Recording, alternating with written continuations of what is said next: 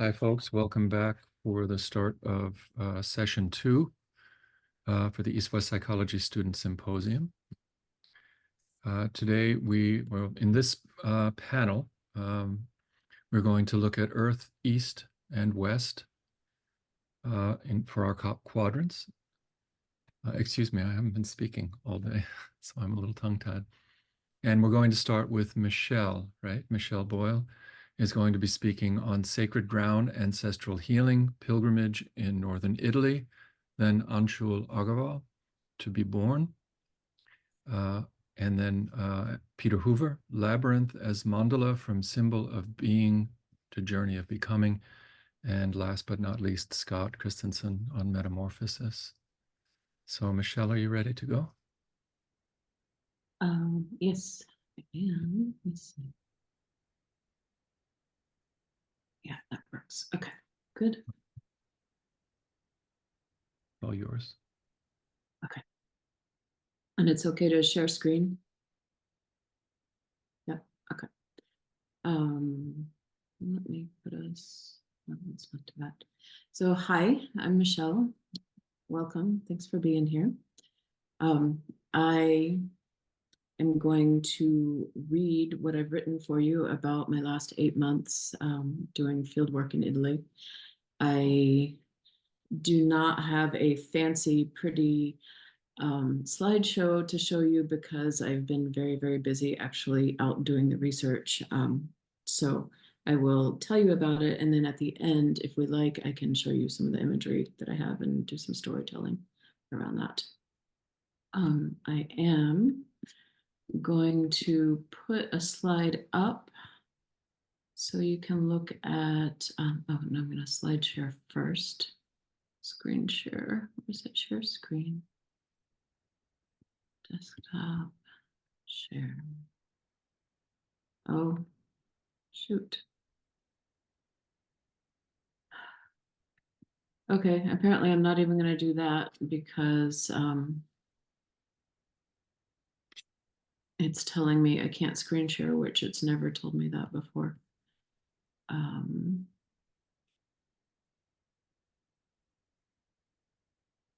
And now it won't even get rid of this window, so I can't see you all.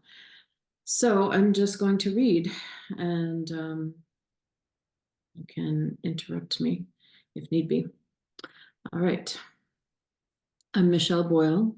I stand in the middle of 5 living generations, grandparents, parents, children, and grandchildren.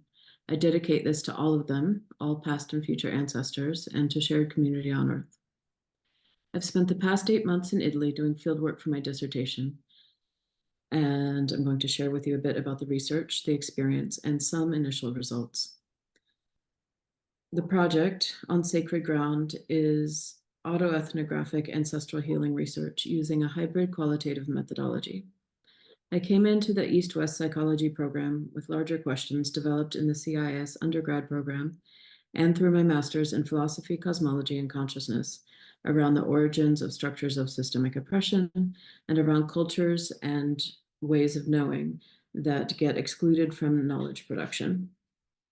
I was simultaneously on a path of personal transformation and healing from childhood ritual sexual abuse and complex PTSD that has been a key element in my integral scholarship experience.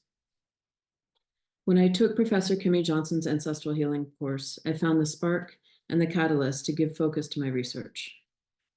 I imagine everyone in our department has at least a passing familiarity with ancestral healing, but for argument's sake, I will say it is an emergent field that was inspired by widespread animistic practice as old as humanity and developed as a mode of inquiry through movements toward decolonial thought and reclaiming indigenous mind. It is important to note Tuck and Yang's distinction between decolonial thought and actual practices of reappropriation, repatriation, and restitution. At the same time, Indigenous elders and teachers, Dorothy Paulus and Apelo Colorado, among others, have emphasized the importance of this work and exhorted Americans of European descent to reconnect with their ancestral lands and heal their lineages. Dr. Johnson asked us, in ritual context, to listen for where in our lineages there was a wound that called to us for healing. A tremendous gift of synchronicity led me to an unexpected lineage and 1,000 years into the past, to the very places in northern Italy I lived as a child. These were two three-dimensional physical maps of the regions of Lombardia and Piemonte, and a pile of ancestral genealogical paperwork compiled by an ancestor in the 1940s, leading me to my first ancestor in the US in the 1600s, Colonel Valentine Peyton.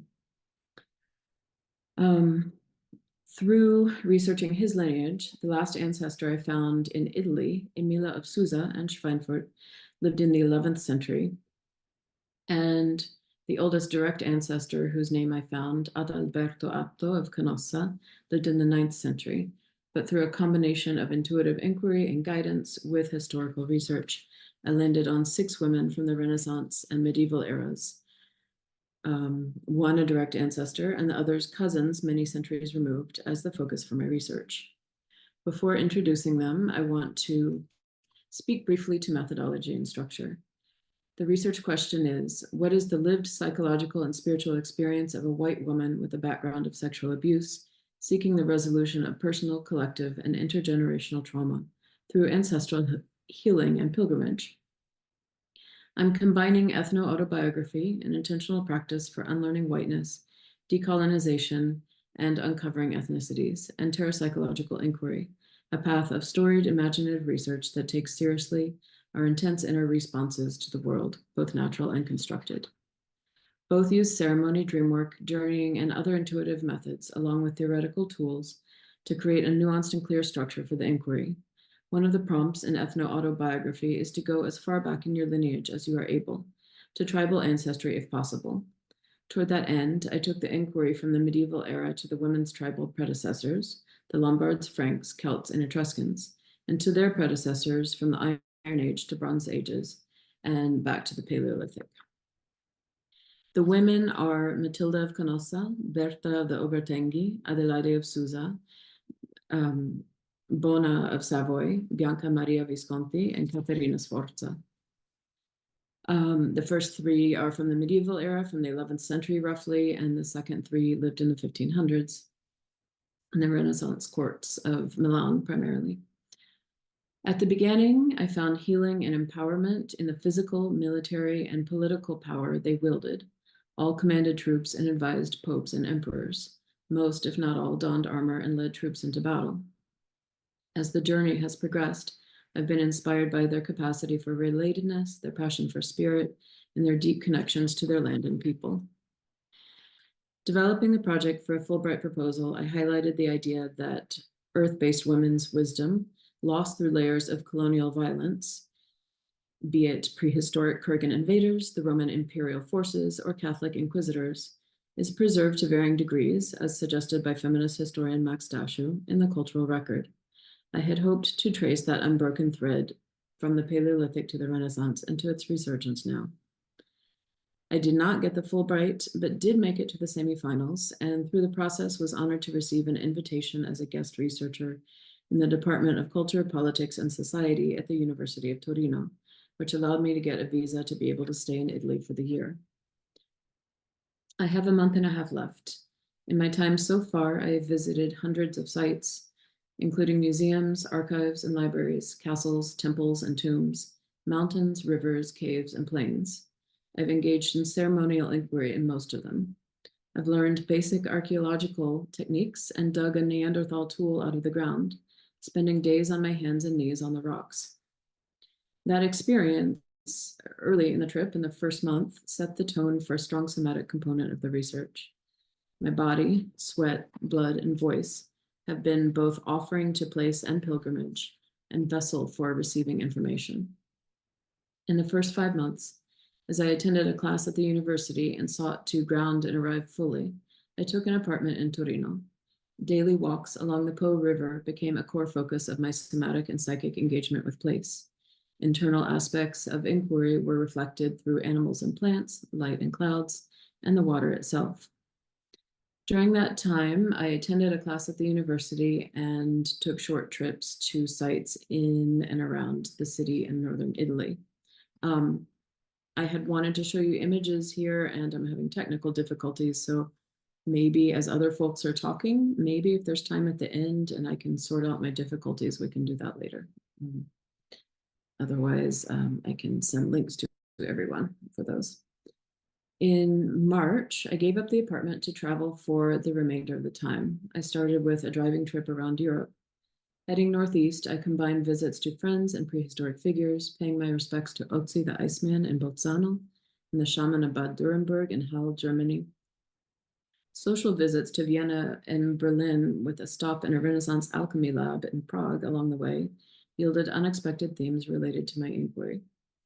From central Germany, I traced the path of my ancestral line as it migrated from Torino to London over several centuries, stopping in Schweinfurt, Zilligenstadt, Aachen, Limburg, La Roche-en-Ardenne, Saint-Omer, Cambridge, Isleham, and Norwich. I also went to Stonehenge, Glastonbury, Tor, Avebury, and Canterbury before returning to the continent to Mont Saint-Michel, a beach in Brittany, the Dordogne Valley, and Lascaux Cave, and finally back under Mont Blanc to Torino.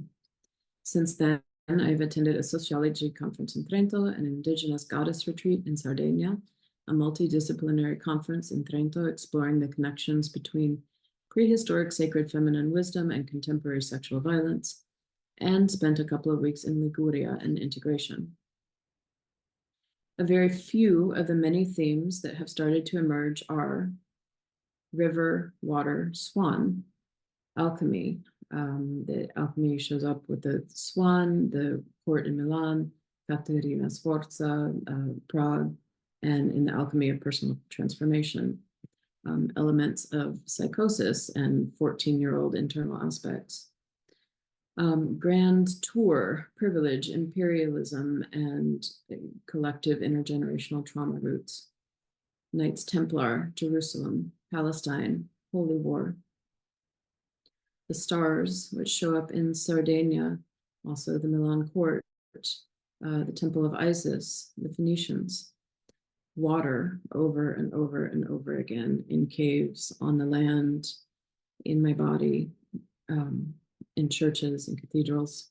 Stone, different kinds of stone, geological information I have begun to understand. Stones I've picked up along the river and worked with as a practice over the year. Otzi and the shaman of Bad Dürrenberg, and other places I've visited as well. One of the themes that has emerged is the way that these people who are thousands and thousands and thousands of years old, and even artifacts that are carrying spirit in a way, seem to choose the time to emerge. They're usually, people weren't going looking for them. They emerge out of the ground, and it's been my experience with the inquiry that they still have the capacity for communication all this time later. It's been incredible. Another theme is bears and carnival, going to a lot of the carnival traditions in the Alps in Italy and France, and synchronistic things that were coming up around the woman who married the bear. So that's another one to deepen into. Along the way, I have developed an experiential understanding of the progression of ancestral culture from the Paleolithic to the Middle Ages, through learning it from textual and cultural sources, then learning to see it in the land. This reminded me of, there's the story about Helen Keller when she's learning what water is and learning what language is. And there's this repetition of connecting two different kinds of knowing, and different ways of knowing and bringing them together in a way that is utterly foreign at first. That process feels resonant. So learning to see it in the land, and then once I had grasped that, experiencing it over and over and over in each of these ancestral sites until it sank into my bones and into my heart and into my soul, and has deeply affected my being, my psyche, and my scholarship. I have also improved my understanding of the lives and territories of the 6 women I began the study with. I healed a core wounding previously unaccessed and unchanged in decades of healing, in the remnants of the split in my traumatized psyche. I've gone a long way toward healing my nervous system, and I have collected more than enough data for my dissertation and a novel. I found the beginnings of inquiry for a lifetime of work and forged friendships and connections to people, land, and a sense of home and belonging. This summer, when I return home, I plan to begin the process of sorting and integration, or solve et coagula, the alchemical process, which inspires the step in neuropsychological inquiry, through creating an interactive map, timeline, image library, and blog, and then to complete the dissertation over the coming year.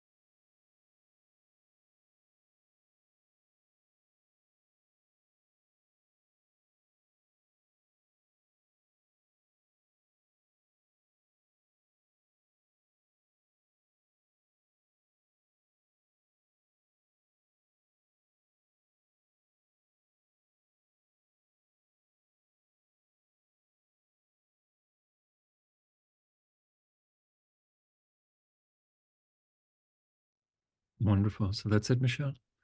That's it. Mm, I'm sorry I don't have images to share with you. I'll see if I can work on that while you folks are talking. that would be great. Thank you. It was fascinating. I think that we just move on to the next speaker, and then we'll hold questions till the end. So for the Eastern Quadrant, Spiritual Transformation Through Life, Anshul, Aggarwal. Anshul, are you ready? Yeah, thanks, Stefan. Nice to see you after a long time. Yes, Hi, welcome. Jonathan, Peter. Hi. It's good to see some of the old faces. I've been on break for the semester because I had a daughter. And hi, Devashish. Good to see you. And I'll try to maybe start, but I'll share the screen first. Super. So yeah, as I was saying, I was on a semester break. We had a daughter, and this presentation was sort of triggered by that experience. The experience of the birth of our daughter, it made me wonder about, the souls being born into this broken and beautiful world, and the promise and the hope that children hold for the future. Also, I feel that the birth of a child is the birth of the parent, as they don't exist without each other. So the question that I was reflecting on is, what does it mean to be born, and the mysteries of life and death and so on, um, because they have many solutions and significance in different cultures. And so for this research, I was looking at the philosophies from India and Colombia. That's where my wife is from. So I will try to give a general introduction of these ideas and then try to synthesize their main points with the integral yoga philosophy of Sri Aurobindo and Mira Alfaza, who we also know as the mother, and its relationship to having and bringing up children. So what follows is a broad outline of these ideas, and to sort of open this up for discussion with you all.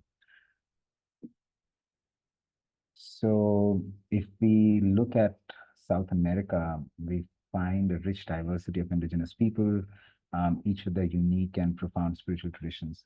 I had the privilege of getting to know closely two indigenous tribes of Sierra Nevada mountains in North Colombia, the Arhuacos and the Cogis. And their origin story actually is somewhat similar to the Indian Sankhya philosophy, where there is a successive birth of matter, life, organs, and eventually a fully formed human being. However, they take the birth of human form as a matter of fact, something that had to happen to maintain the harmony and the balance of nature.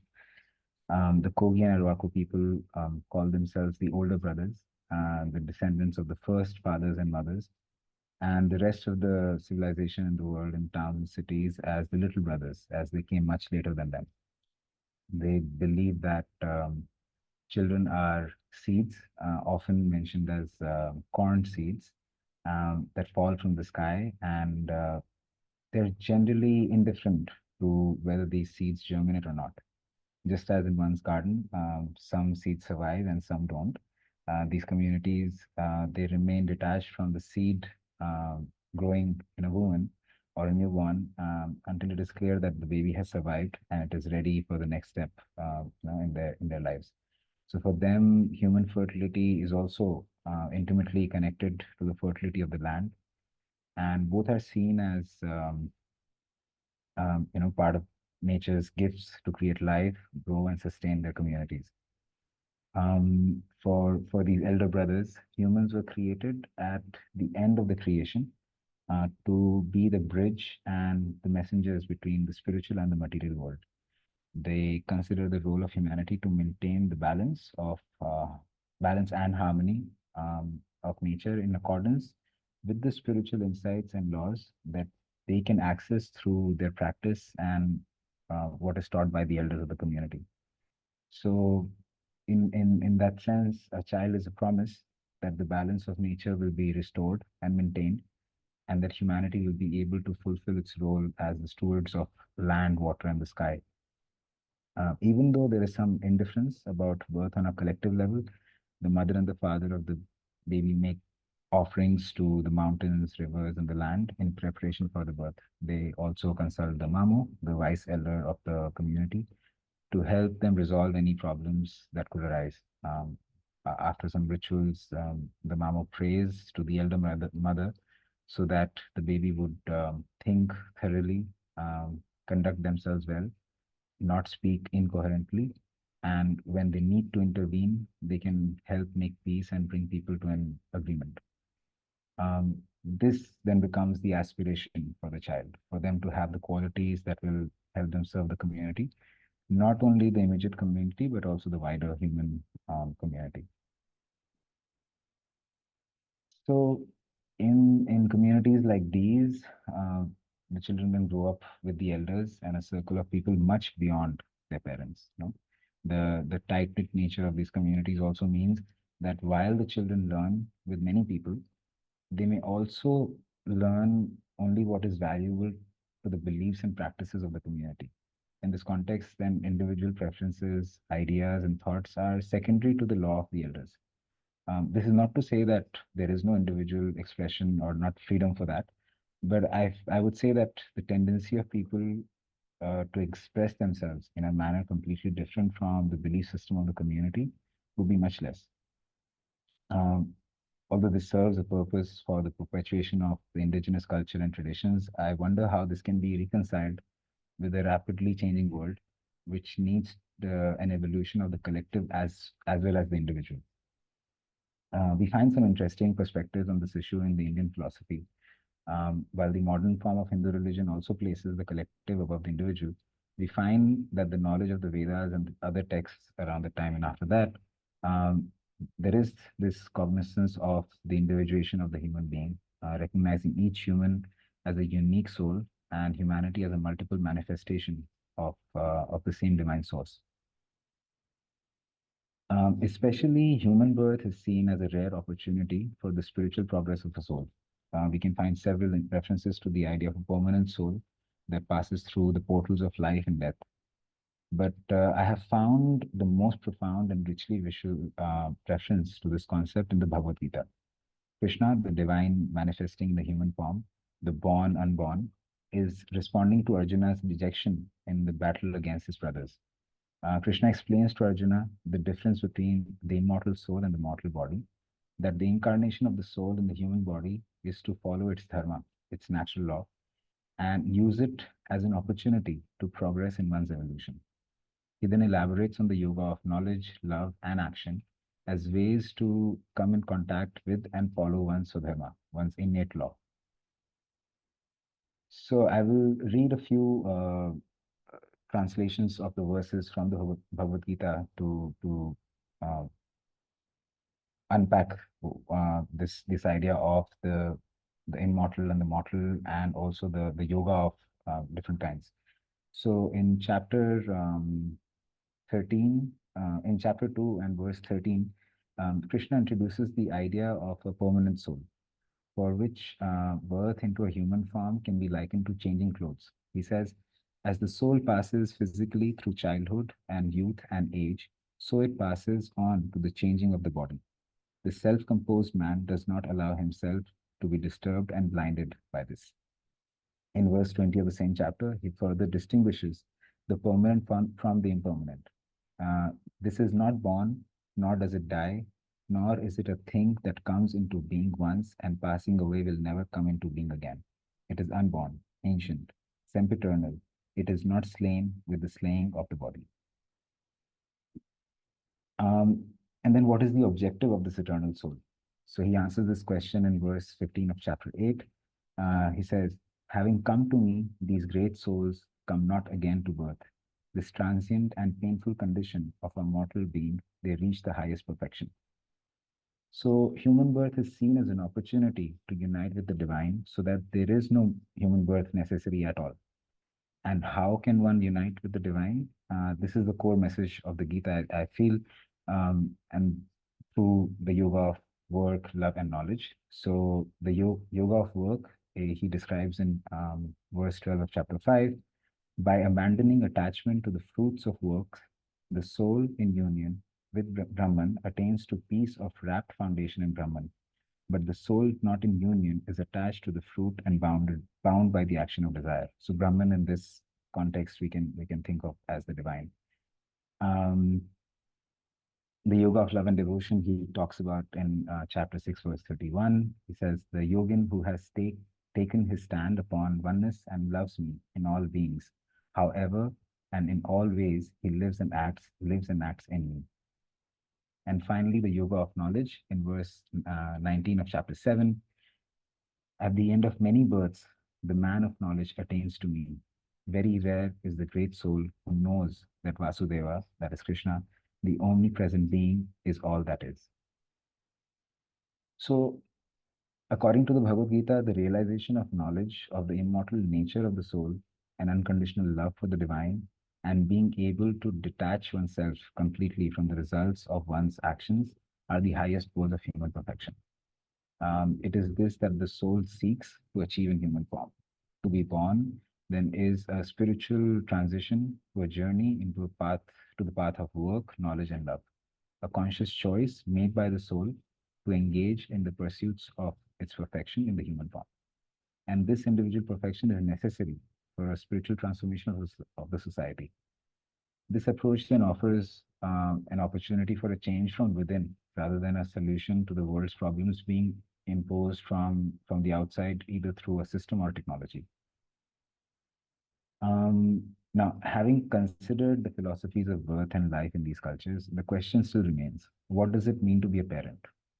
That was the whole sort of, I think, the trigger for me to actually go on to this, this sort of inquiry. What is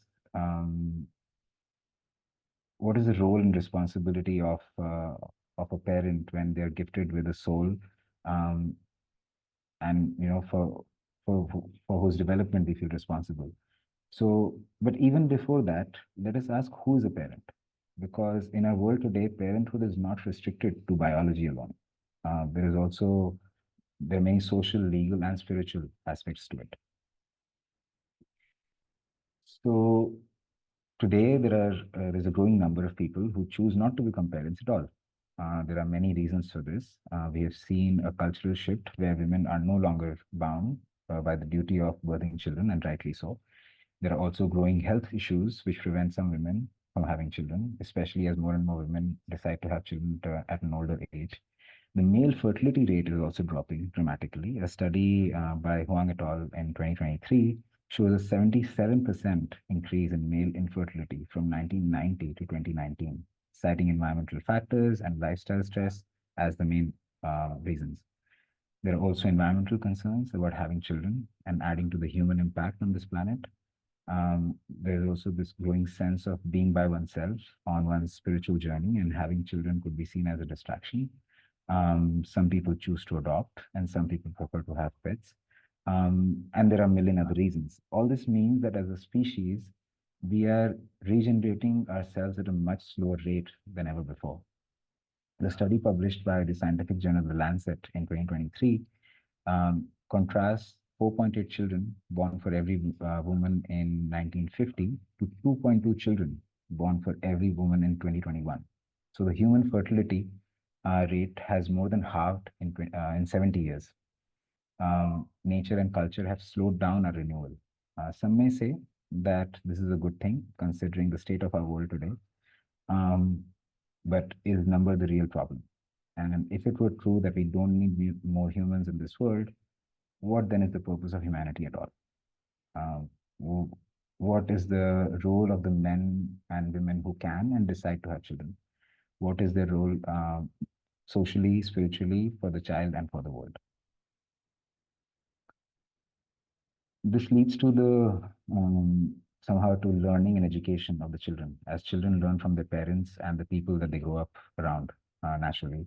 The behavior and attitude of parents, the way they live, and their beliefs and aspirations directly impact the worldview of the children. Whether we consider the child as a seed or a permanent soul in an impermanent form, their growth and expression depend on the ability to connect with themselves and recognize who they are. They are not to become something, only what they are meant to be. The seed needs only to fulfill its natural progression and the soul its purpose, much like it's the dharma of the fire to burn and of water to flow.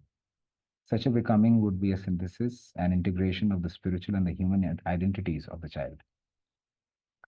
For this, the mother has suggested an integral education, the word integral being used not so much for education but for the child.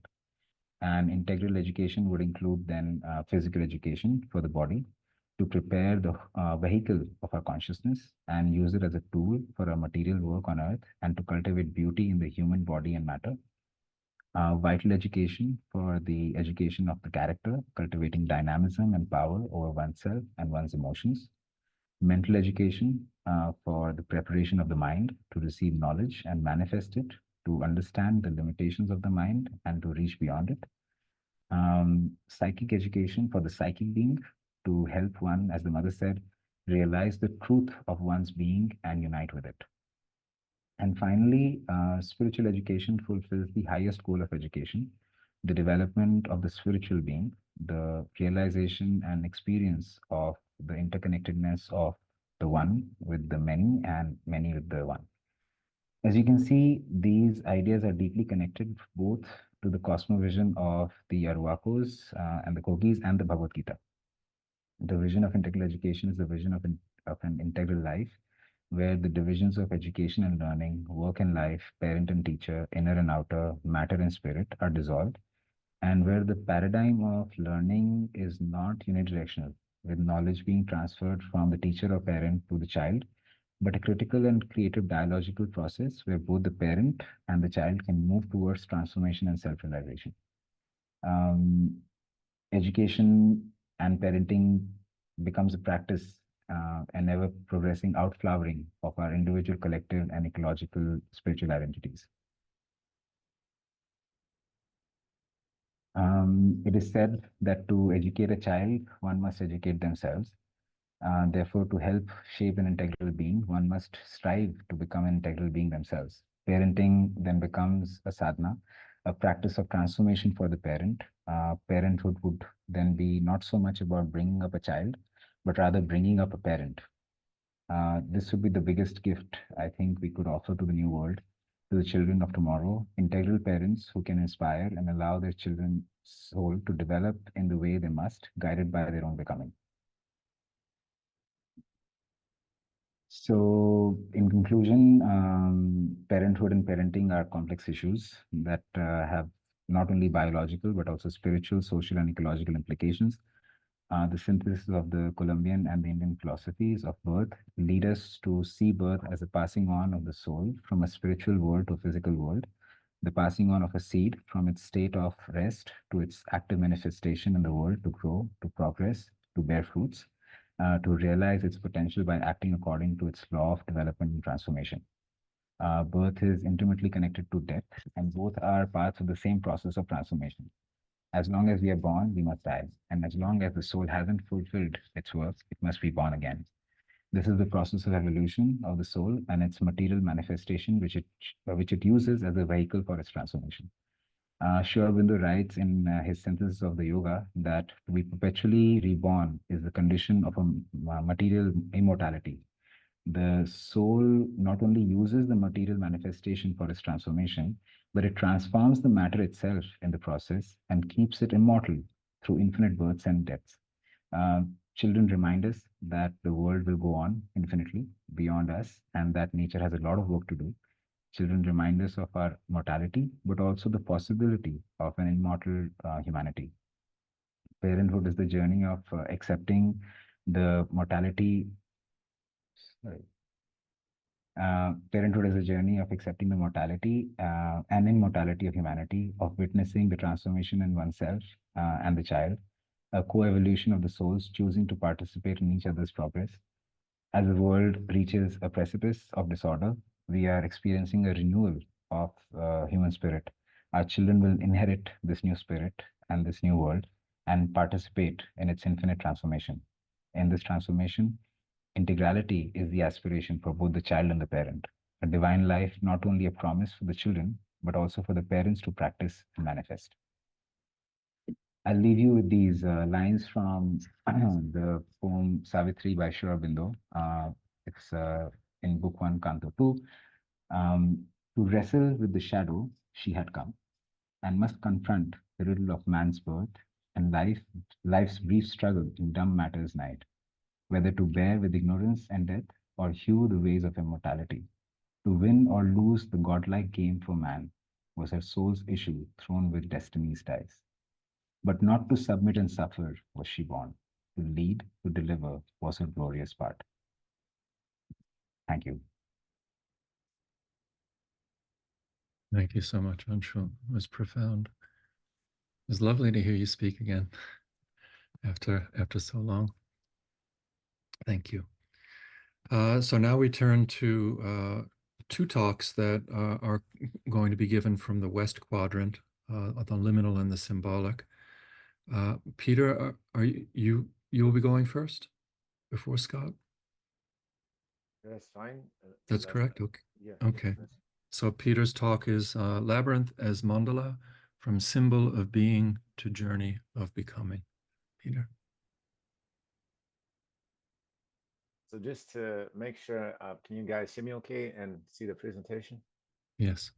All right. Awesome. Let me just start a timer. Here we go. So my talk is called, as just heard, Labyrinth as Mandala, from symbol of being to journey of becoming. And I'd like to break these words down a little bit. So labyrinths are places. In fact, the labyrinth was originally a prison. Labyrinths are stories, they're symbols, they're spiritual technology that date back millennia in the West. The next word, mandala, is a kind of a artistic and circular representation of wholeness that's also been used as a spiritual technology, meditative, contemplative technology in Buddhist and Hindu traditions. And this journey of being to becoming, in comparing labyrinth and mandala, really raises these questions of being and becoming that I've found very interesting to work with. I believe that as we kind of sit with them, we'll spend a lot of time primarily in sort of the historicity of this journey.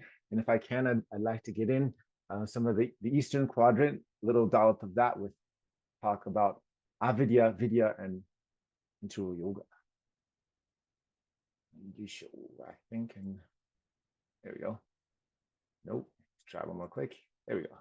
Okay, so first, mandala is the Sanskrit word for circle. And it's often used as this view of the whole, that's this darshan of being able to take in the whole of everything in one profound gaze. And if we look at our lives from a transcendent perspective, from an immanent, transcendent from above, our lives, and an internal perspective, our lives look like mandalas. And this is very beautiful, but it's also not our experience, our lived experience. And our lived experience is much closer to being in a labyrinth, where there's this immanence, there's this unfolding, there's this journey. The future, our next steps are kind of a mystery to us. And even the past, we don't have that great of a perspective on. And so labyrinths are much this way of walking through life. And so the question that I was grappling with is, well, how are we walking? How am I walking? And so the origins of the labyrinth go back very far in the Western tradition, all the way back to the Minoan civilization of Crete, which dates back 5,000 years ago in the Bronze Age. They've discovered archaeological evidence of the palace of Knossos, dating back about 3,000 years ago, depicting a bull. And the story of the labyrinth, the Minotaur, as it's come down to us, dates back in literature to about the 8th century BCE. And so, very just sort of short form, the myth is there once was a king named Minos who asked for an auspicious sign from Poseidon for his ascension to the throne. Poseidon gave him a bull with the understanding that it would be sacrificed back. But Minos became very fond of this bull, had the old switcheroo, did not sacrifice back Poseidon's bull, but another.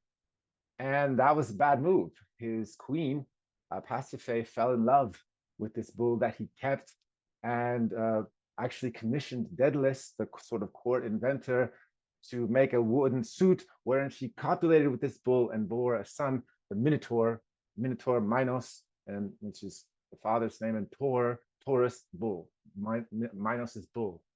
And so the Minotaur was a beast of a man with a head of a bull, a human body, and he had to be contained. So Daedalus was again commissioned to build a labyrinth where the Minotaur was more or less concealed and imprisoned, but he had to eat.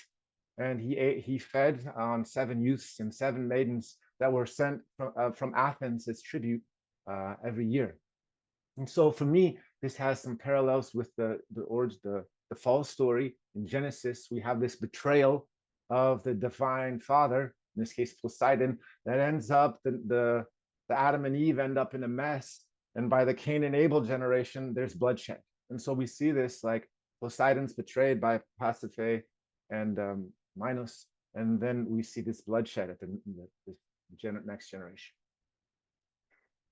And so I see the labyrinth as also a symbol as the brokenness of a becoming. You can kind of see in this picture this crazy labyrinth which the Minotaur was imprisoned. And what we have is basically some very shady thing that went down that wasn't fixed. It was just covered up. And this plays out fractally in many levels. If you look at society, there are many broken, like a labyrinth is sort of a symbol of a broken system. And as we look at our society, we see many broken systems, including the prison system, the mental health system, the way the homeless are treated. There are a lot of broken systems. We can take it down to the interpersonal, a lot of broken marriages, broken homes, broken families, and even to the individual level of broken hearts. And so labyrinth is kind of a symbol of a trauma in the ways that we hide it. And brokenness is not free. It comes with a price, and it's a steep price. There's this constant demand for tribute. And this is, in the story of the youths that were sacrificed, there's a lot of us that get sacrificed with the imprisoning of this Minotaur. I want to speak maybe just a little into historicity, which has come up in this lineage that has come up.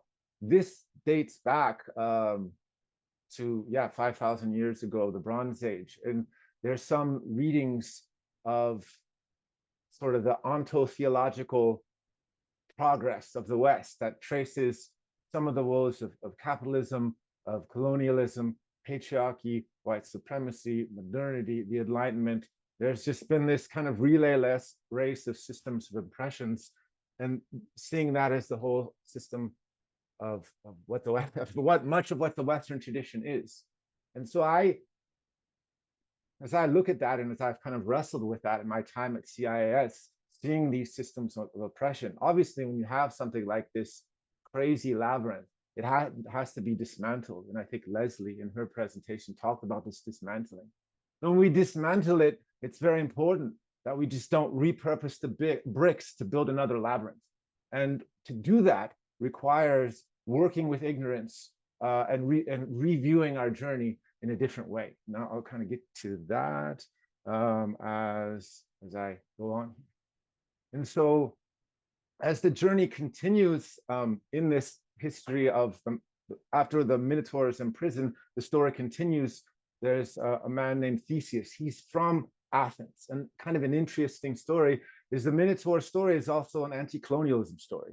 At that time, Athens was a vassal state in very much a Hunger Games situation where 14 young people were sent to be fed to this bull. And one of them, interestingly, in this Katniss moment, volunteers. Theseus says, I will go. He chooses to go and to slay the Minotaur. And this is kind of the kicking off of the hero's journey. He goes, he couldn't have done it alone. He meets Ariadne, who gives him a thread where he goes, the thread to find the Minotaur, slays the Minotaur, and come back out. Marriage, happily ever after. This is kind of a circle of the hero's journey, but it's not really happily ever after, as we'll kind of see a little bit later in the presentation. The labyrinth is a long-lived story. It goes back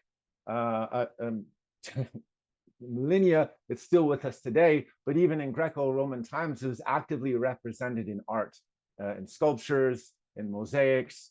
And so here's kind of one example of an older one, but there was a kind of important shift that happened, and that shift has a lot to do with this man here, Jesus Christ.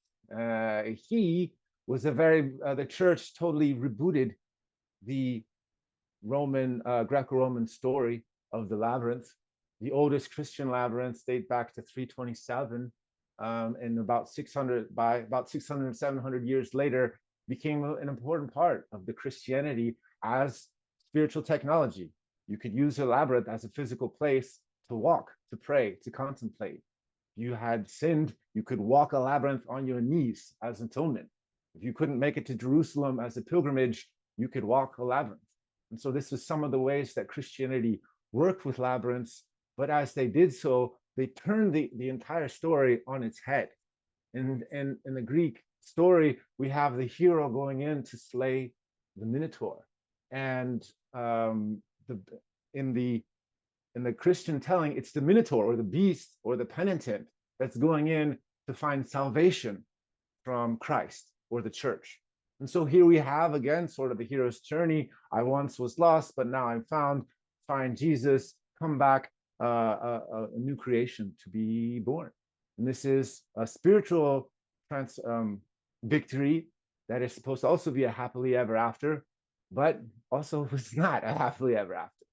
And so both of these stories have their limits. And so on the left, we see Ariadne, and after Theseus, she helps Theseus, saved his life, was married to him, was pregnant with his child. On the way back to Athens, she was abandoned on the island of Naxos. And that's one thing that happened to her. So obviously this courage in Theseus had this was not fully an awakened consciousness. And Christianity's same thing that happened. It's a really kind of twisted and turned way that a spiritual tradition founded in self-sacrifice ended up being the ideological underpinning somehow to colonization. And so it's interesting, this hero's journey where we have this loop. I mean, one of the questions is the hero's journey the wheel of samsara? Are we really going to get out of this labyrinth? Are we just going to keep dismantling systems to build other ones? And so question at this point is now what? And I think as we talk about now what, one of the things that gets to happen is really reconsidering our approach. We see Theseus couldn't save the day. Political solutions isn't going to solve everything. Jesus couldn't save the day, also ended up in a huge mess with colonialism, Inquisition, the colonial, all this invasion and suppression of all sorts of people, women, people of color all over the world. And now we have this kind of new hero, scientific materialism or capitalism, and those aren't going to save us either, because this same alienation, brokenness of becoming is still with us. And so as we work with dismantling and taking down these bricks, I think it also involves forming a new relationship with ignorance and with what knowledge is and with what the hero's journey is to take this in a different direction. And in my studies at CAS, one of the things that has been very helpful in grappling with this has been the Indian tradition. And so I don't have a lot of time to do the Indian tradition justice in 7 minutes. I want to say a few things. And so avidya is, on the one hand, it is a curse, but it's also a blessing, and that can wake us up to knowledge. Theseus is a kind of a step on the way. He's a material victory, just like the overthrowing of political colonialism isn't the end, but a beginning. It's an important beginning.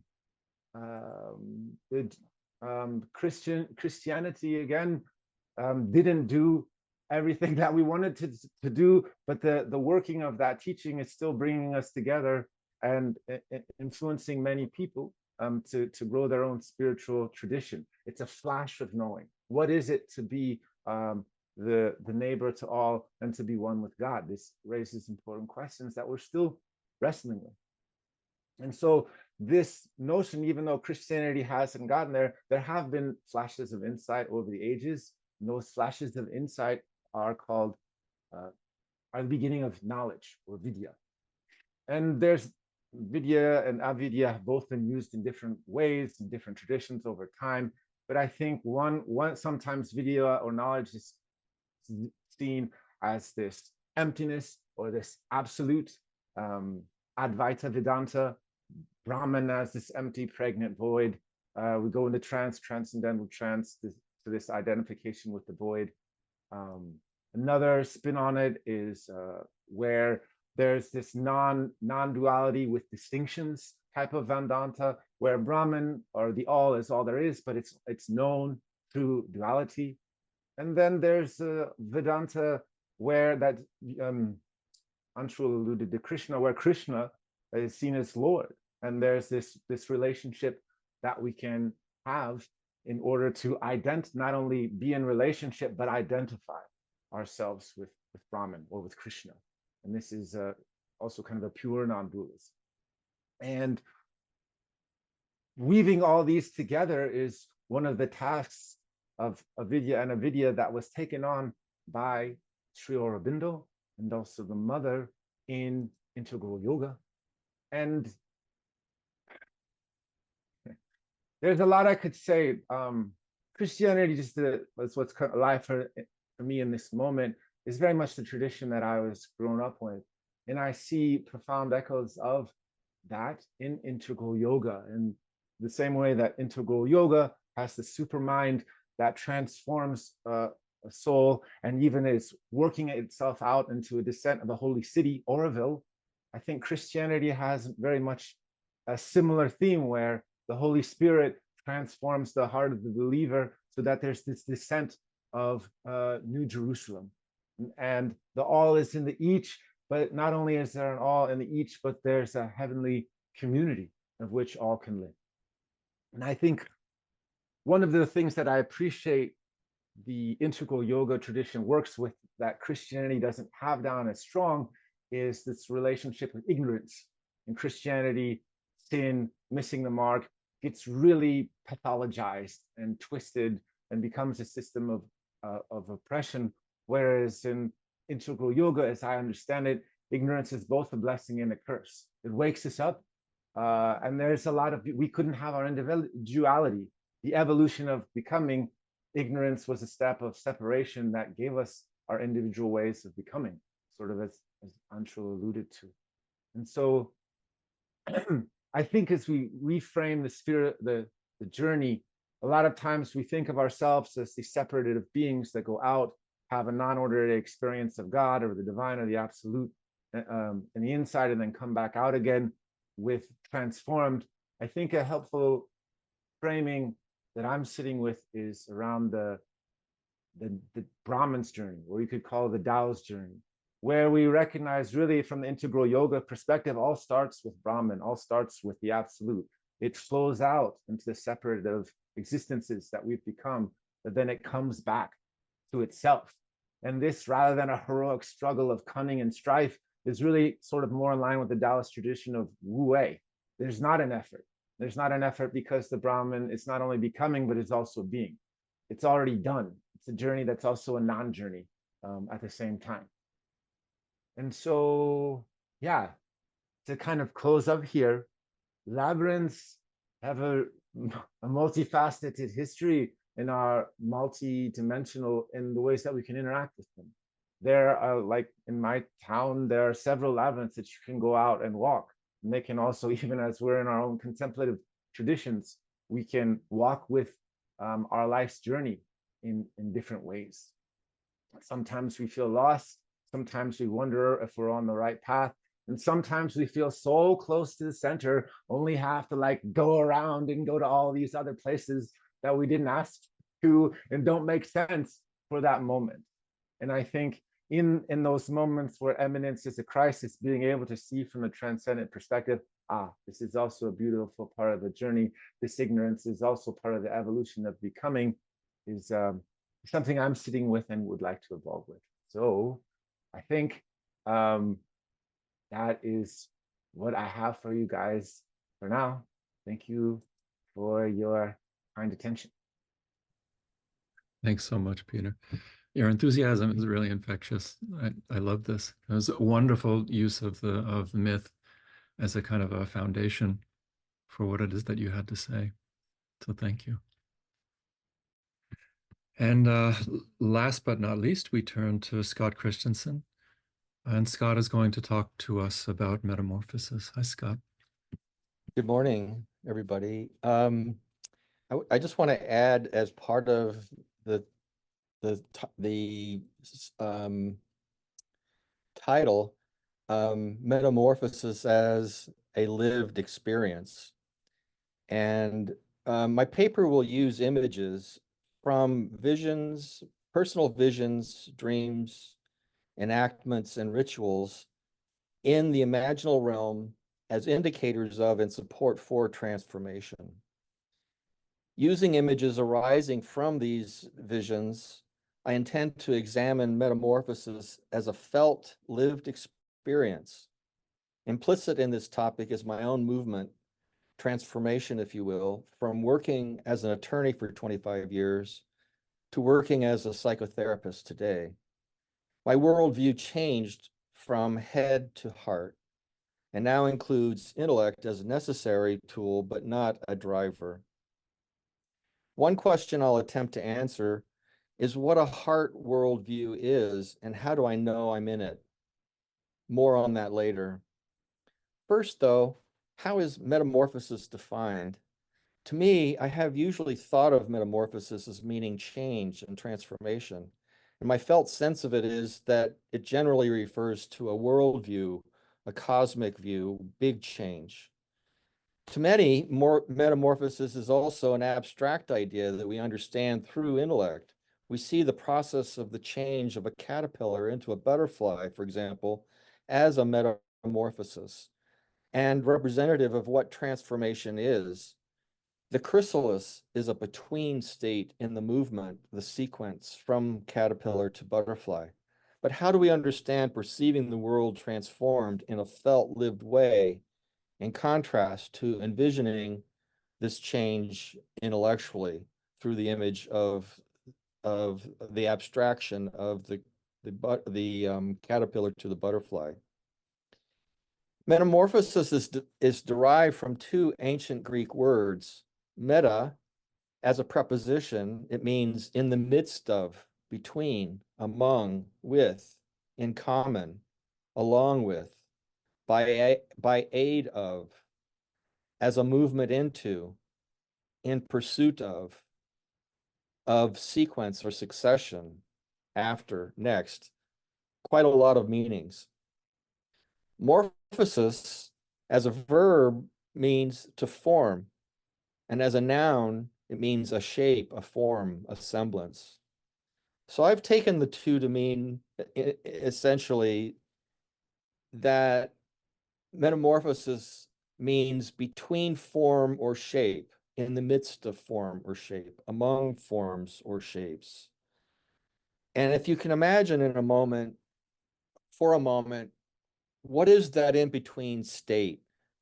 I'm not going to ask you at this point in the paper to reflect on that or to feel into it, but I would invite you, maybe later on, to just feel into that experience of being in between, being that formless state of the chrysalis, and what that might mean and represent to you, and how you might react and respond to it. And I would ask you to just think of what words, images, or body sensations might show up, and just note them. To me, this evokes a felt sense of unease when my autonomous self moves between form or shape. It reminds me of my full body sensation of being in a group. I set boundaries to protect the autonomous self. Parenthetically, is this a moment of rupture, as we spoke of yesterday? Do we need rupture to transform? I feel as if I'm losing myself. And my clients speak of feeling lost or losing their sense of self when becoming a part of a group. And for many, simply being in relationship with one other creates that felt sense of losing the autonomous self. One might equate this with ego death. This movement between is the world of liminal space. Henry Corbin, a scholar of Sufi mysticism of the 12th century, and this is not just the only subject that he studied, identified an imaginal world, the mundus imaginalis, as a world between the celestial heavens and the material world. It is a world where subtle body entities exist that are neither material nor spiritual, but both unified. It is a world where the material form may transform into celestial, and celestial may manifest in form. From yesterday's theme, one might say it is a state of becoming. Subtle body entities show up as images, and these images are perceived not through our body senses, material world perception, nor through our intellect, as using our intellect to conjure an image of something. These images are perceived and accessed through the heart. For the 12th century Sufis, angels are examples of subtle body entities. Carl Jung's visions of Philemon and other biblical figures were subtle body entities from Corbin's perspective. My argument here is that liminal space, the mundus imaginalis, the imaginal realm, is the space of transformation, metamorphosis. It is the space of neither what was nor what will be. It is the space of neither what was nor what will be. It is yet unformed, and at the same time, it is the space of possibility and creation. It is the space of disintegration and reintegration. So in a lived experiential sense, how can we know this space? As I noted before, I am uncomfortable in that space between. It doesn't mean that I have not grown to like it and embrace it. In fact, my own movement from unease in the space between to embracing it is transformational in itself. It reflects also the transformation of my own wounds. The following personal experiences will highlight how I think we can come to know this space experientially. First, in a class on indigenous traditions and shamanism, the class was invited to find a spot in nature that attracted us or called us and sit in the same spot for at least 20 minutes a day, at least 5 times a week. I chose a spot between 2 trees in my backyard. I entered this spot with reverence, asking the trees permission to sit there. My intellect was screaming at me, "This is crazy." Remnants of the attorney in me. Early in developing my relationship with the trees, one day I decided to follow Malidoma Some's suggestion to sit with no judgment, no discernment of what trees these were, no categorizing nature. In essence, no imposing my own construction on the sit spot. Rather, sit and be with the trees. Little did I know at the time, but it was a suggestion to receive the trees into my being. I came to know this as receiving them in my heart. But on that day, as I sat being with the tree, I likened it to the phrase from therapy, yoga, and meditation, drop into your heart. And in that instant, I saw the heart of the tree, an incense cedar. It was not an eyesight visual, though there was an element of that in the vision. It was a whole body perception that I knew was the tree's heart. The sit spot became sacred space. It became that space between an imaginal realm where heartfelt thoughts manifested into synchronicities. 2 examples follow. One day I had a thought of a wish I had for the incense cedar to bring back its ancestors. That afternoon, a woman who had lived in the house as a child, who had not been back to her house for decades, showed up on our doorstep and wanted to see the place.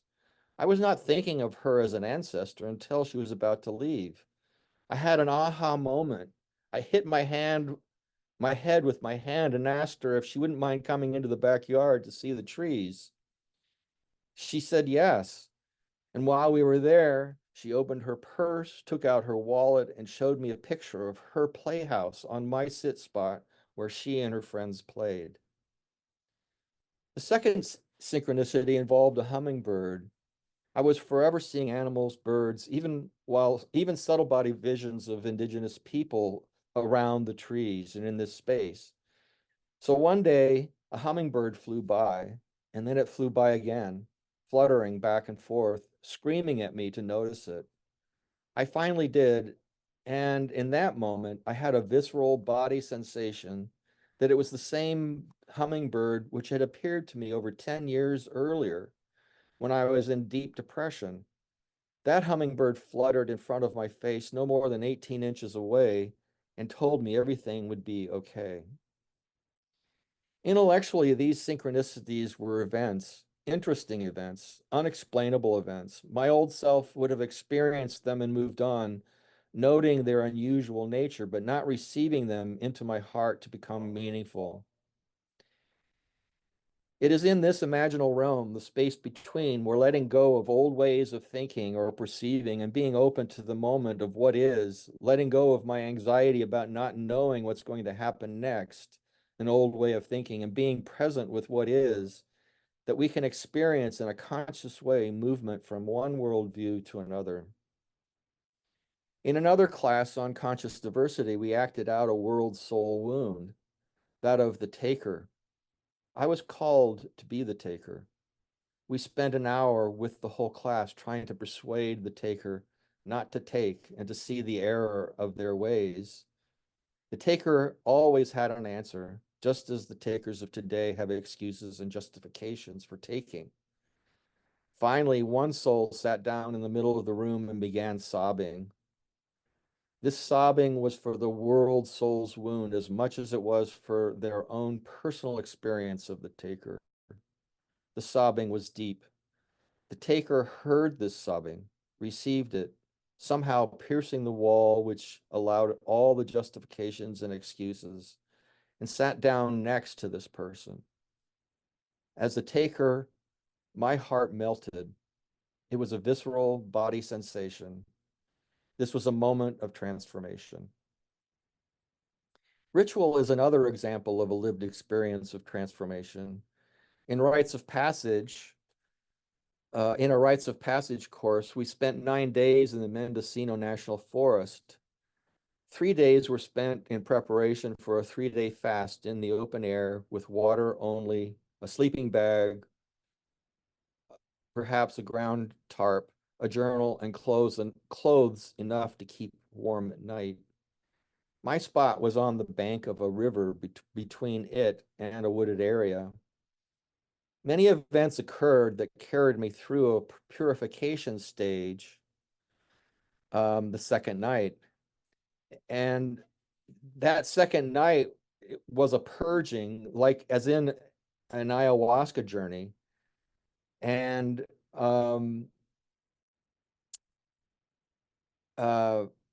then on the third night, there was an initiation stage that was created by a welcoming by a group of coyotes. The purpose for me in this particular ritual was return with a goal or purpose in life and with a gift. The purification stage was an experience of releasing old trauma wounds from my body, letting go of an old me. The initiation stage was a new form of myself being welcomed into a new other world by coyotes.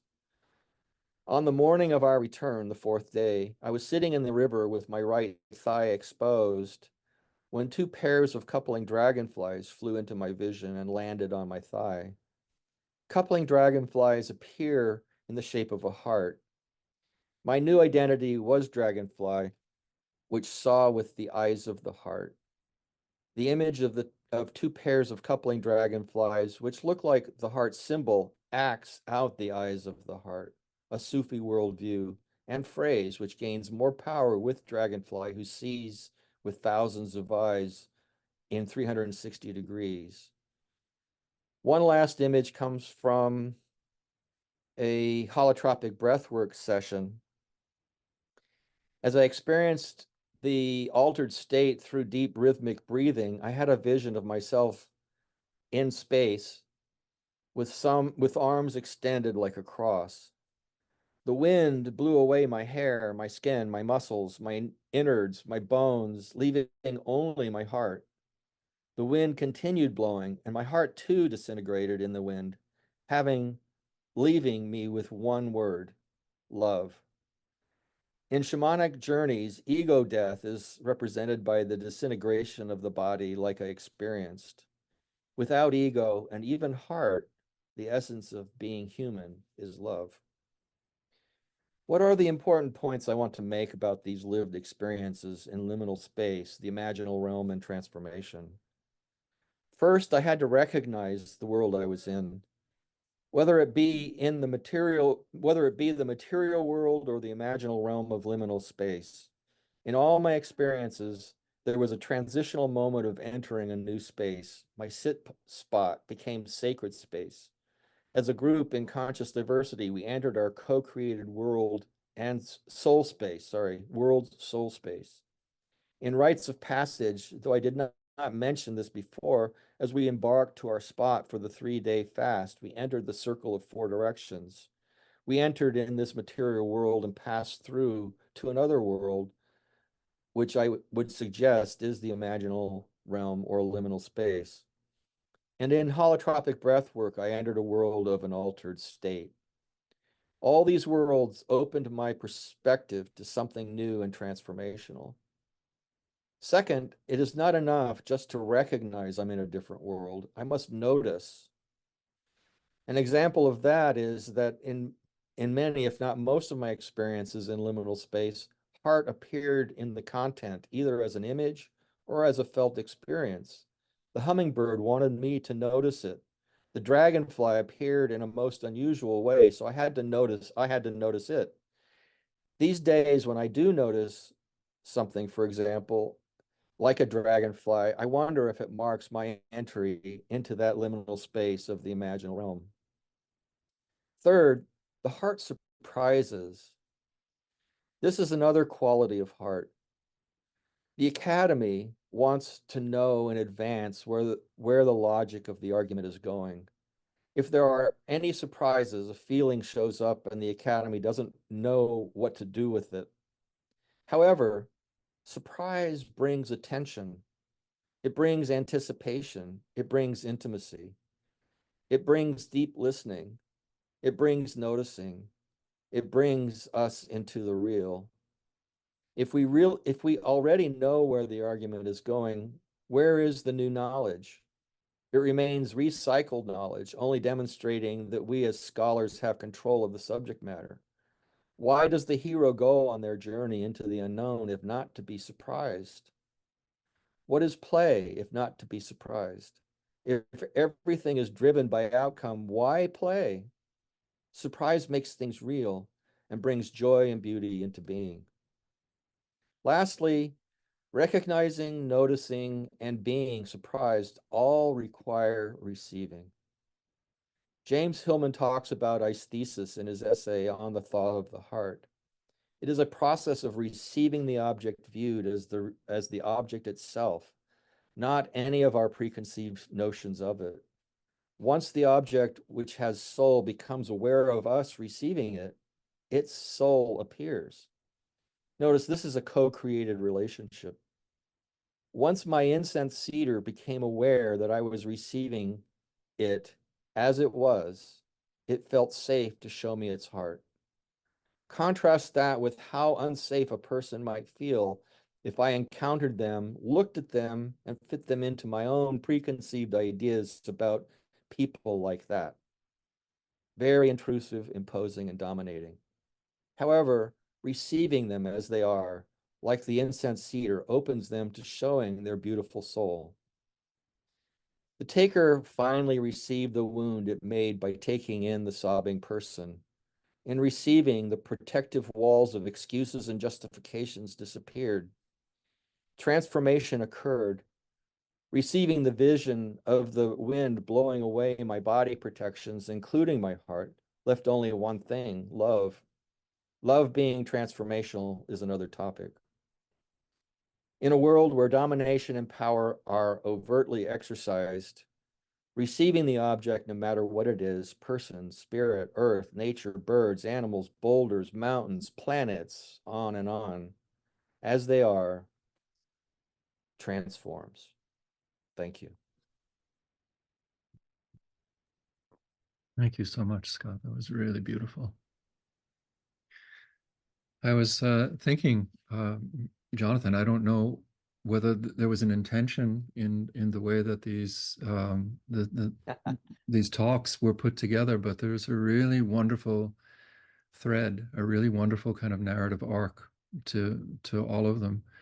From Michelle's discussion of the deep ancestral lineages that we in the modern world tend to lose track of, and the profound meaning and connectivity to the ancient world that we could have if we turn to those lineages, to Anshul's discussion of the great work of intergenerational responsibility, of seeing the work of parenting as parenting the future parents, and that we, after we've done our job, become the ancestors of those who succeed us.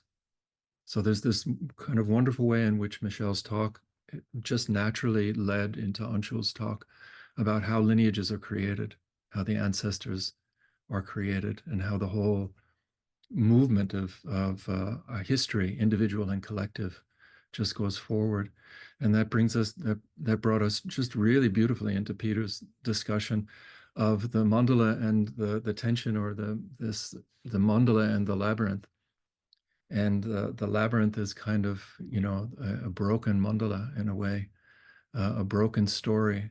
And I was thinking as you were talking, I mean, the Ovid's Metamorphosis is just such a wonderful place to look if you want to really kind of see the way in which, you know, a hero's journey that is ostensibly successful, you know, the hero could actually do what it was that they had intended to do.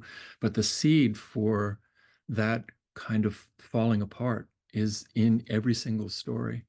And so in the next, if you read it as a story, as a narrative, you see that each success has the seeds of its own kind of destruction, or another problem that arises.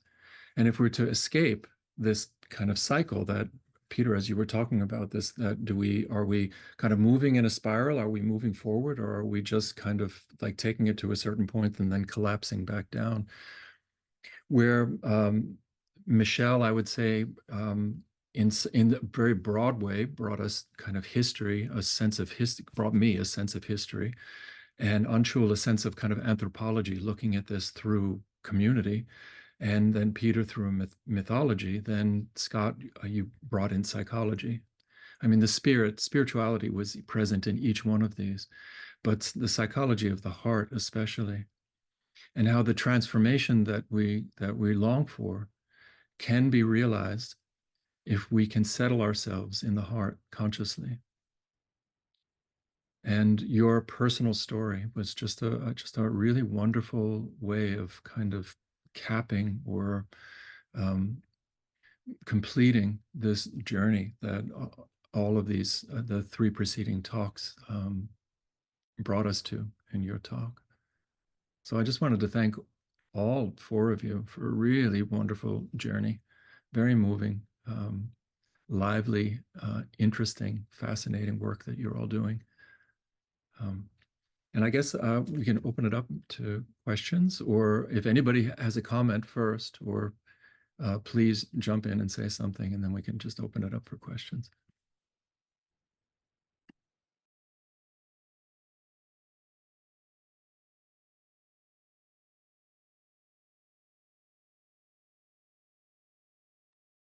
Well, I just wanted to say, Stefan, thank you so much for that sort of gathering of all four of our talks today, because I too felt for some reason, I mean, I went last, but as I was hearing the unfolding of everybody's talk today, I was realizing, wow, this is a very, it's almost synchronistic in the fact that all four of us had an offering of what we did, and how it really did relate and resonate with coming together and in this idea of metamorphosis and how to change. Absolutely.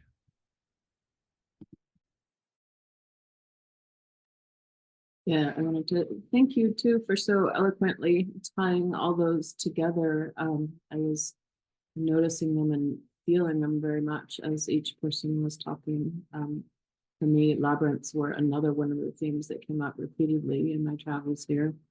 And parenting, for me, this entire experience of pilgrimage in the beginning was very difficult because I left my 14-year-old son behind in Texas for the year. And that was a difficult choice. He actually had the choice to come with me and chose not to. But this felt like an offering it to my children and to the legacy and to our lineage. And I also became grandmother to my fourth grandchild while I was here. So all of this soul of parenting and lineage is very much on my mind. So I really appreciated that. And Scott, like I said in the chat, it was so moving to hear the story of your tree again after so many years, and our story together in the wilderness, and your eloquent words have developed around all of these ideas was beautiful. Thanks for all of this. Yeah, thank you. It was a treat also, Michelle, to hear your story kind of unfolded a little bit more. I know a little bit through our discussions, but it was really great to hear about what you're doing. And yeah, I mean, my heart goes out to you. I know what it means to have to be away from family. But the work that you've done is really profound. Thank you.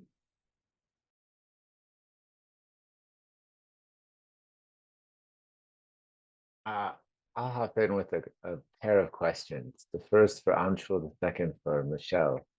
Anshul, I mean, not gonna have you wake up at whatever hour in the morning and then not ask this man a question. Come on. I want to know, as being a father, what has been your biggest integral knowing thus far? And maybe from Michelle, as you sit with the work that you've done in this almost a year time, like what is the message that from the ancestors that kind of most sticks with you about your lineage or the wider lineage?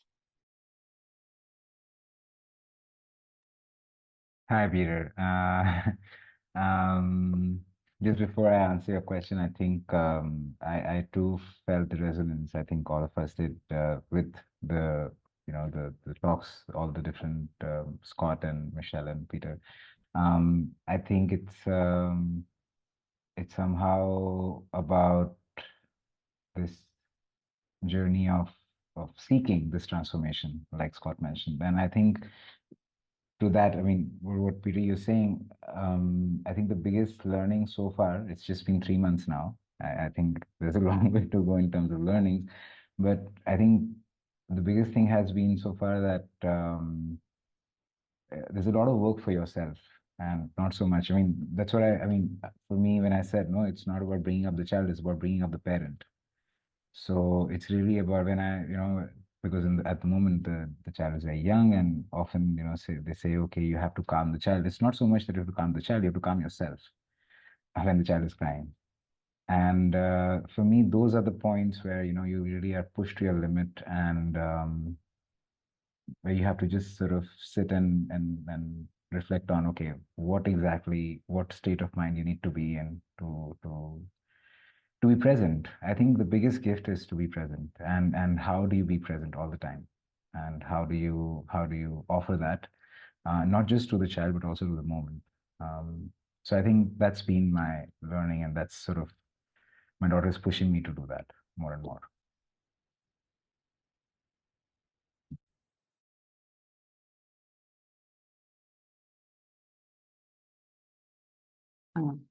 Shall I go ahead? I feel like there are a couple of different levels to answer that question on, and one is a more basic personal level, and it's a very simple answer for me. What I've learned from working with these ancestors has really been about healing and belonging and being enough, and knowing that I was always supported and they were never gone, and yeah, and yeah, fundamental belonging. And then there's a whole other level, and I think in all honesty, I'm not yet ready to answer that, because there have been a million different clues. All of these places I've been, they've had things to say, and I need to synthesize and integrate to even begin to be able to extract any sort of narrative or larger message from that. But what comes to mind in the moment, one of the biggest questions for me, certainly one of the largest sort of formative influences in the development of European culture, was the advent of Christianity. And as a recovering descendant of Southern Baptist and all the intergenerational trauma that entails, and having been raised without a spiritual tradition in a very much agnostic or even atheist household, I have tended to be prejudiced against Christianity. So it's been challenging for me to find that each of these women was profoundly and passionately involved with the Christian church. And that they were often directly involved in empowering the church in ways that I view as becoming damaging over time. And I'm, in all honesty, still unpacking that, still exploring that, and still assimilating the information that I've collected. So I'll get back to you.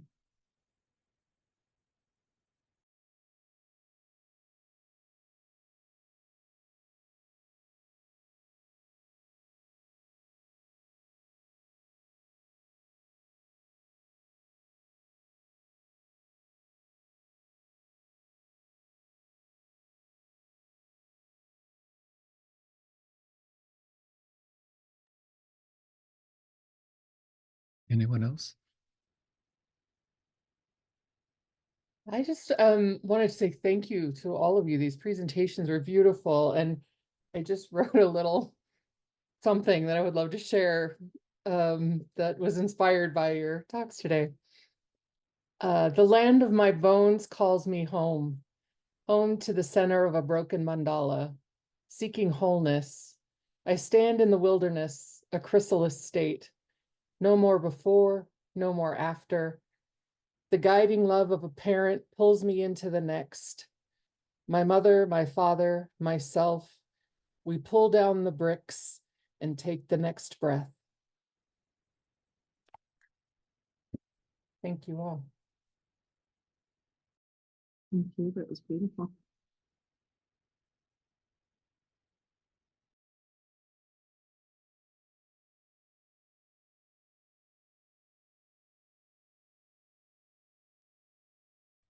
I could just make a general comment that I feel that all of the presentations really did so much beautiful justice to the name of this Metamorphosis. Also your talk there, Scott, but you know, this symposium was named Metamorphosis, I believe, by Devashish many years ago. And you know, as an idea, or as an invitation to approach, you know, knowledge production from that perspective, it just felt at every moment just kind of inviting the way that people were speaking and posing questions and putting into question themselves, putting into question a lot of the assumptions or the ways in which, you know, we normally don't question.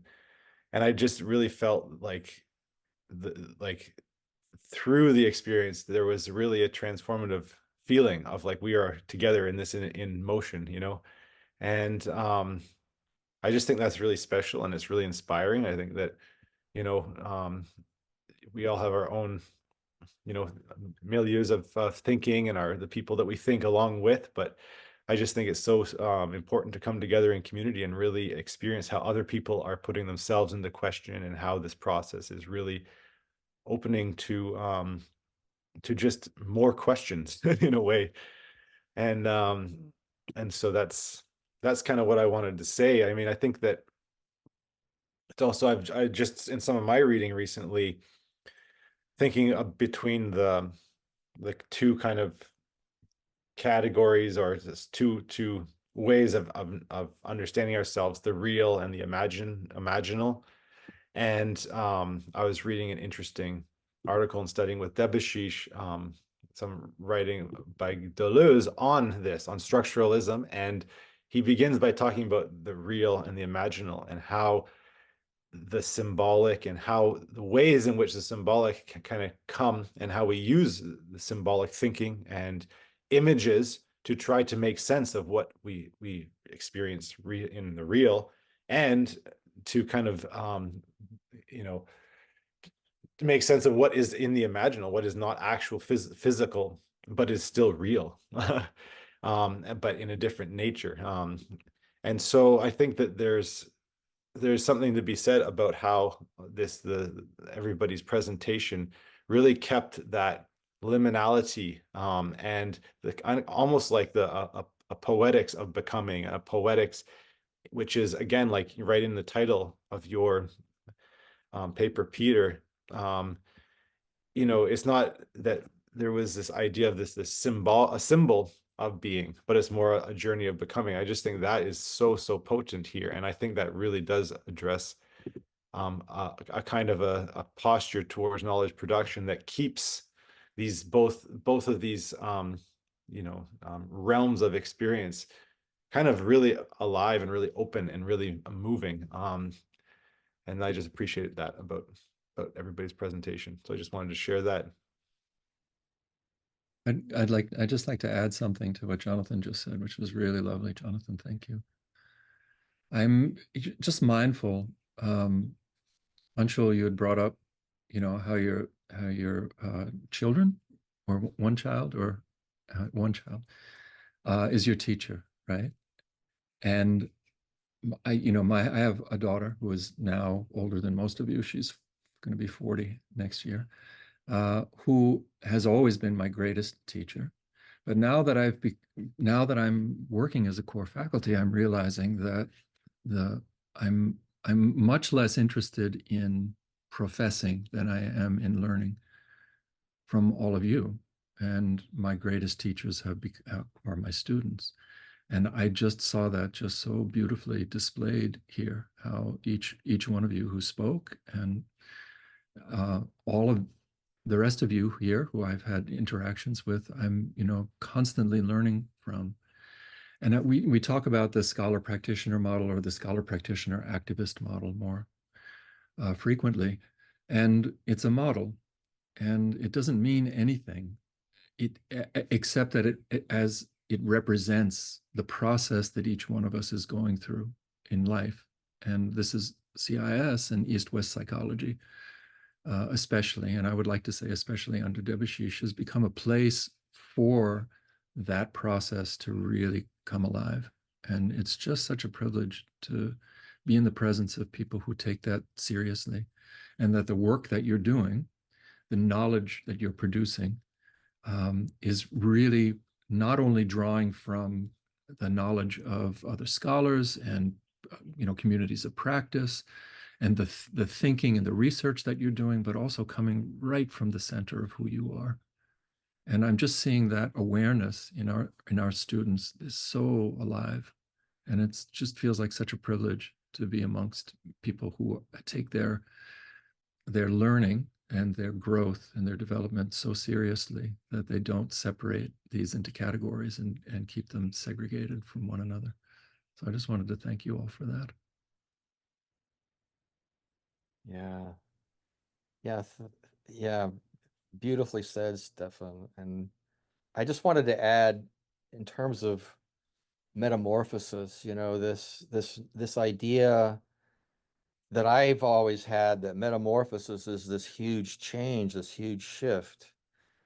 And I don't know whether it came across in my talk, but one of the things that I wanted to say and state specifically is that there are a lot of little transformations that come about, you know, in the noticing of little things. And so it's really, and I mean, to be honest with you, we don't have to have a metamorphosis.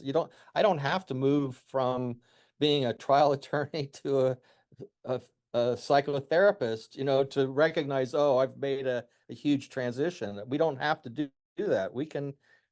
There are little things that happen to us daily that if we just notice and be surprised by them, all of a sudden we are experiencing something that is beautiful and lovely and enjoyable and lovable. And in that moment, that's a transformation. So thank you.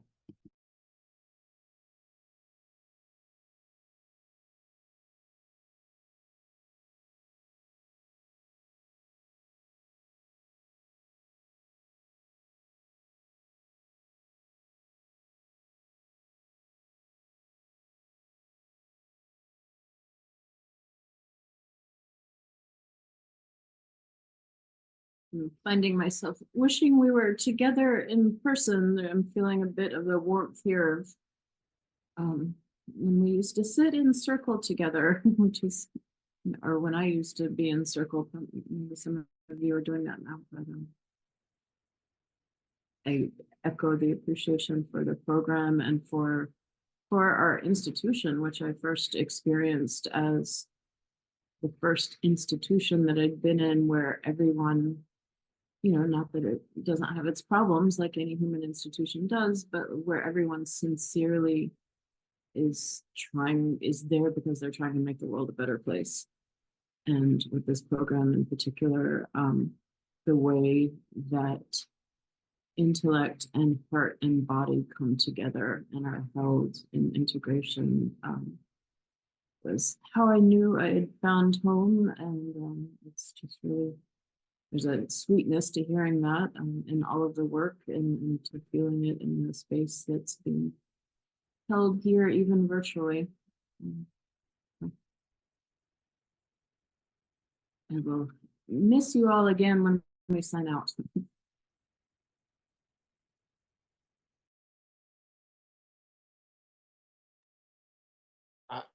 I'll just come off just hearing everyone, maybe as I kind of have sat with the feedback and the other presentations. I've never tried to actually walk a labyrinth in reverse. In other words, to like start in the center and then walk outside and then like walk back to the middle.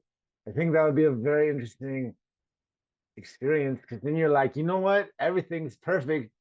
I'm gonna come up with some problems. And so you go out and like have this separative existence where it's, you know, and you forget who you are. And then you're like, this was not a good, there's gonna be a better way than this. And so the after the involution, there's an evolution. And biological evolution was a wicked business. You know, there's a lot of like dog happenings out there. And so it's like we kind of sit with this movement with all sort of the atrocity and the heartbreak and the brokenness. But it's like there's this bliss underlying it. I think that's easy to forget. And that we are that bliss. I guess that's what I'm kind of sitting with is I hear this, and there's a way of not only transmitting brokenness, but transmitting curiosity, love. I'm not quite sure what to say on as we pass the torch to the next generation. So that's there's a sacredness in an ignorance and a bliss in the ignorance that I am kind of sitting with in this moment.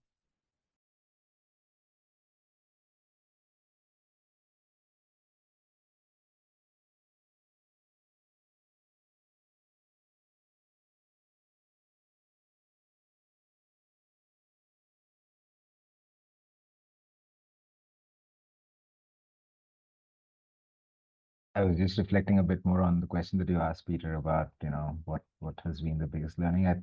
And also after listening to Scott and Michelle and Jonathan and Stephen, I think one of the first things so it was the process of birthing itself was a very profound experience for me.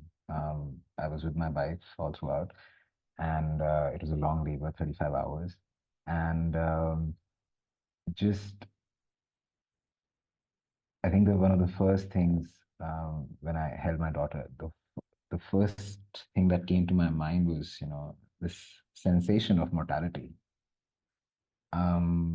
This feeling of she is going to outlast me, that she is the next generation, and my time is going to be. So obviously we know that, but I think this sensation, we are not so much, it's not always there. We forget about it. And one of the questions that, sort of stayed with me was why she chose to be here, and what brought her here. And like you're saying, walking back from the labyrinth, I mean, what brought her into this broken world, to find what beauty and do what exactly, so yeah, I think if, like Scott was saying, that this metamorphosis is made up of these small, tiny moments of noticing things. I think if we often forget how precious this life is, in a way that we have chosen consciously to be here, to do something, to see something, to feel something, to just so, and we don't really appreciate that being here every moment, and knowing that it's temporary and it's not going to last forever. So we might as well, just be there and be present and appreciate each and every possibility that life is giving us. So I think those have been some of the thoughts that have sort of emerged from just seeing that process of birth, and realizing that it's the same process of death, and this is a cycle, and we have come like this, and also it's going to just keep going on, at least from as long as we can think of.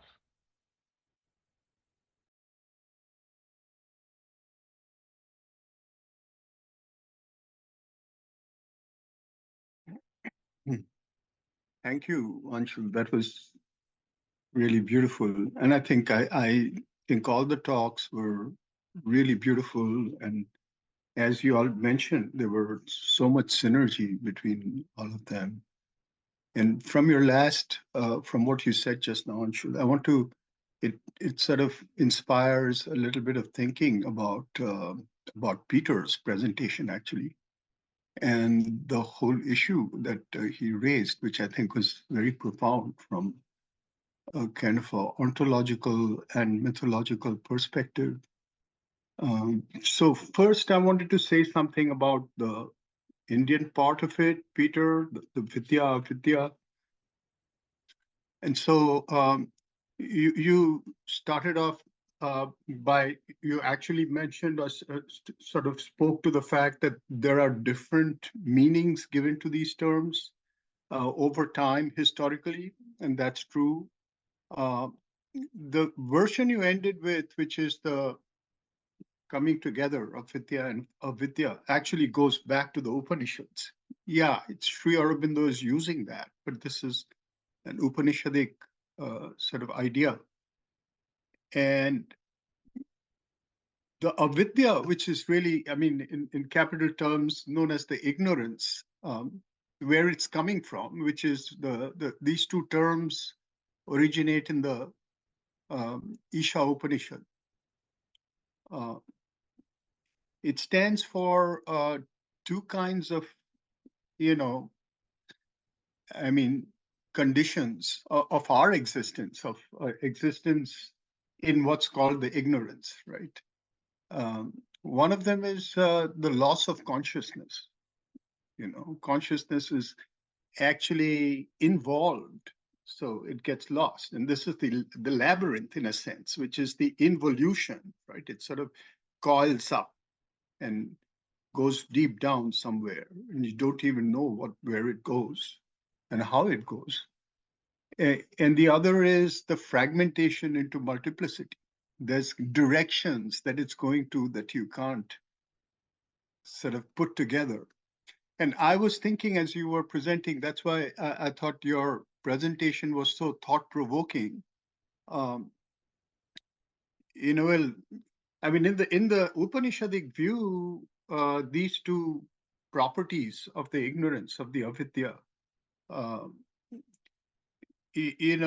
also mean that there is a truth to it, that the avidya has a truth. It's the truth of multiplicity. It's the truth of time. It's the truth of becoming, right? It's not just something to be shunned. It's not the problem of transience, as Buddhism makes it out to be. We live transient lives, so that's a problem. It's not a problem. It's the gift of becoming, right? So the idea there is that how can we bridge this oneness, undivided consciousness, and see the same in the becoming as well as in the multiplicity. That's the coming together of the two. So I was thinking about the models that you presented, the model of Theseus and the Minotaur and the Labyrinth. So there's one part there that you actually missed out, which is the sequel to Ariadne's desertion, right? Who finds her? It's actually Dionysus who finds her. It's another god who finds her. And this image of the, I think Deleuze makes a lot of that. That's part of the story that Deleuze kind of resurrects. The whole thing about the hero's journey is bounded in time. It's the human journey, the human hero who enters, retrieves, comes out, but deserts, because in a sense, life is encompassed by death or by transience, by some kind of unit, an event. And it's over once it's done. Ariadne has served her purpose as far as Theseus is concerned. Ariadne herself stands for the work of memory, because this is it. I mean, it's not just that involution has taken place, but if we go in search of the involuted, we don't know how to come back unless we build a process of remembrance. That's why you find Plato and the cave, the whole idea of anamnesis in Plato. You have to remember. You have to remember where you came from. And then you find your place and can return there. The same with the Isha Upanishad. It ends with the lines to memory, O soul, remember what was done, remember. So there is a thread of memory that's missing, and that needs to be built, this transcendental memory. But she who gives that thread to him, the work of memory, is deserted, because in a way the life is it's fragmented. It's fragmentation in space and time that's being suffered there. So Dionysus is the god of rebirth. He's the god of time in that sense, of becoming, of deaths and rebirths, of phoenix-like returns, of returns. He's the being of the return. So from that point of view, he represents the godlike retrieval of Ariadne. See? And that's one way of thinking about the return. You see, this is the old paradigm of the two worlds, of the dualism, of the ideal and the real, of the world of the sun, the heliocentric and the geocentric, the world of the cave. The cave is the penetralia, that which enters into the labyrinth. Right? So we find that these two worlds have been separated. And there doesn't seem to be a way to, Plato's parable is a tragedy.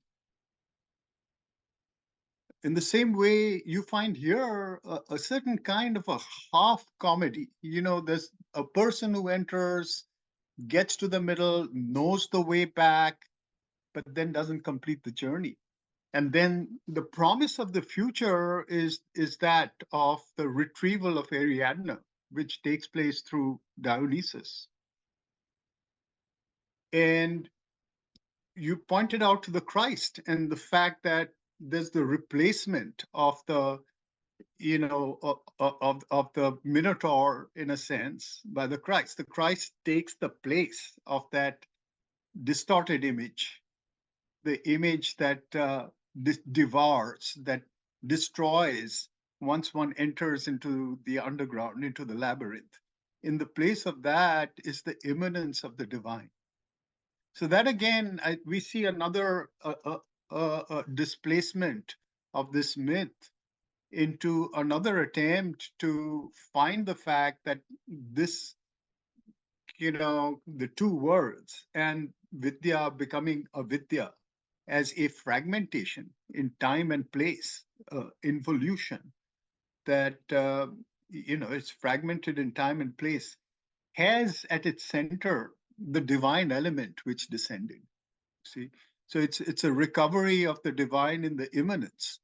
But as you pointed out, these mythological images are not turned into,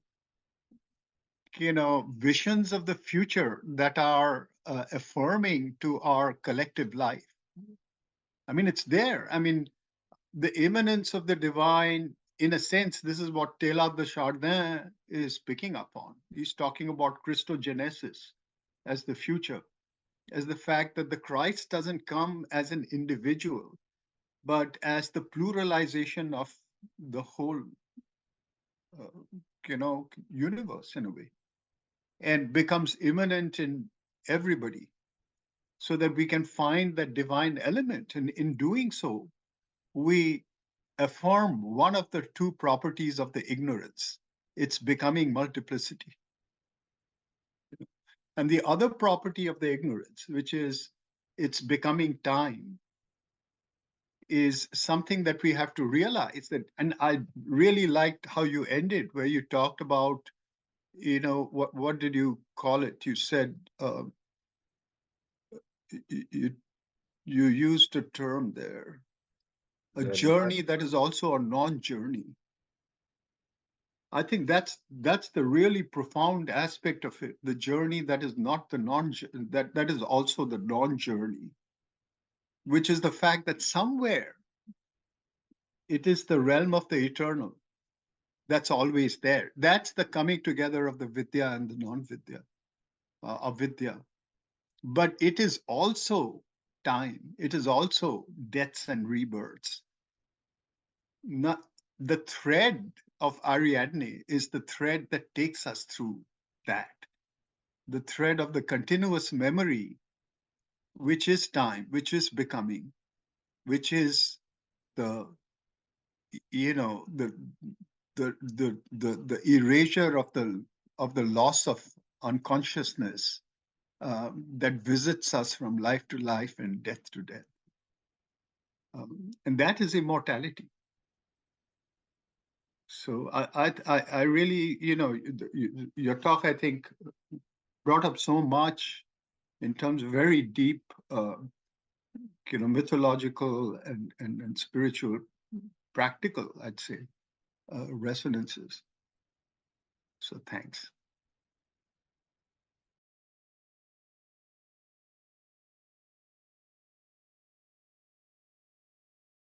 Thank you for the feedback, and also that I did know about Dionysus, but I hadn't really integrated what that meant.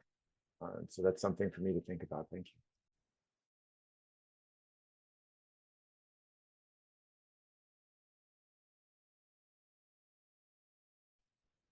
Yeah. Thanks, Debashish. And thanks everybody. We've come to our time. So Stefan, do you have any last closing words for this session?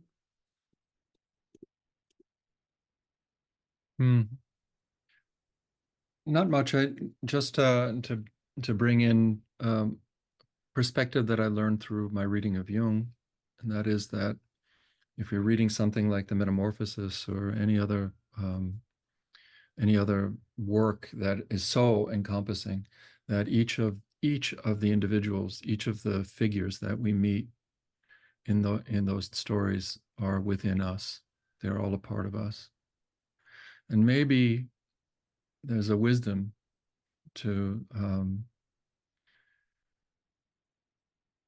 the idea that if Theseus if the character of Theseus, crafted as he is, the individuality of Theseus, crafted as he is, can't complete the journey, then Dionysius can complete it. And so when we look within ourselves, do we have the capacity? Can we articulate those beings within ourselves? And I think that that's the message of the Red Book, that all of the figures in the Red Book are within Jung. And they're all in the process of transformation. They're all in the process of becoming. It's a journey of his own becoming. So we take all of the stories that we've looked at today, all of these journeys that we've been taken on today, and we take them into ourselves, and they become a part of us, and they live inside us differently than the way that they live inside each of you.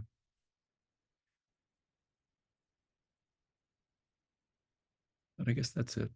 I just wanted to thank you all again. This was a really lovely, lovely way to spend a couple of hours.